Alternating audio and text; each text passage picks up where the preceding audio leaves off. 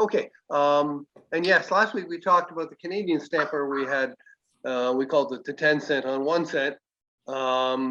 And they called it a misplaced entry in the Canadian lingo. I did a little bit of research on US number 505. You have a different terminology for it. You call it a foreign entry. It's a fascinating stamp from 1917. And I think you can see that, well, it's a 5 cent on the left and a 2 cent on the right. So that happened when the 5 cent transfer roll, which is used to imprint and make the impression on the printing plate, was used by mistake on the 2 cent plate. And it's 3 separate locations. On the upper left plate, it's in position 74 and 84, so they're right above each other. And on the lower right plate, it's position 18. And the stamps actually are distinguishable from each other. There's a lot of some information. It's all minutia that you're looking for. And if you are collecting them, you need them ideally in mint in blocks of either 9 with the, if you're looking at position 18, or 12 if you're looking at position 74 and 84. But you can do it even with pairs. It's quite a dramatic. I think it's a fascinating study. I'd be really curious to know if anybody has any of these, because this sounds like it was probably should have been pretty common if, and maybe picked up by collectors. Were they been used? I'm curious to know. We can talk about it at the end. Let's go through a few more slides here.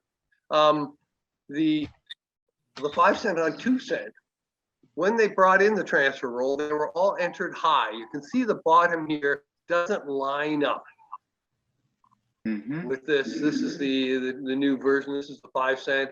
On the 2 cent is just centered high, and there's a little, very little bit of a dot here. That giving you the hint that this was actually on. They somehow they managed to remove the 2 cent image and put the 5 cent image on top, and they didn't put it quite. And this is claimed. This little dot down here is claimed to be from the 2 cent plate for transfer.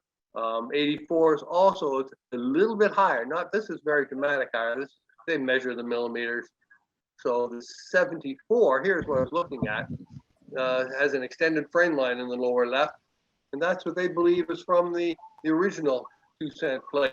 And all these scans, I'll give some credits to Mr. Trimble from his website. Give you more details on that. On the lower left 18, it was also entered high. Now, of course, if you get this in a block, as in position number 18, you will have the top margin. You'll have the straight edges for the top row of stamps. It's in the second row of stamps here. So it's also entered slightly high.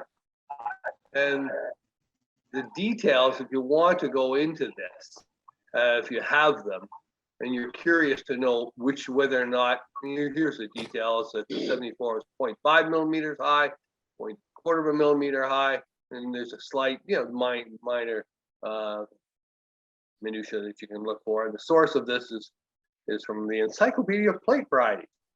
I don't know if anyone has a copy of that book. It'd be a fascinating book for people who study fly specks and things like that. They have to give credit for the scans for Ralph Trimble's website, and he has about 20 pages of U.S. what apparently you call U.S. double transfers, what we call in Canada as re-entries, and what he calls re-entries. There's 20 pages of these. 12 pages are on the 1893 Columbian issue, and so these are the pages that he has, and each of these pages would have 3, 4, 5 different, maybe more, examples of double transfers, re-entries on each of this. So this is a fascinating issue if you're interested in looking at re-entries and double transfers. And he also includes a specialized collection of USA revenue double transfers from Carl Lockenmacher. So if you're interested, you can go to Ralph Trimble's website, which is reentries.com. Read about these. He has fabulous scans on all this material with nice close-ups showing you the details. And I think that's the end of my presentation.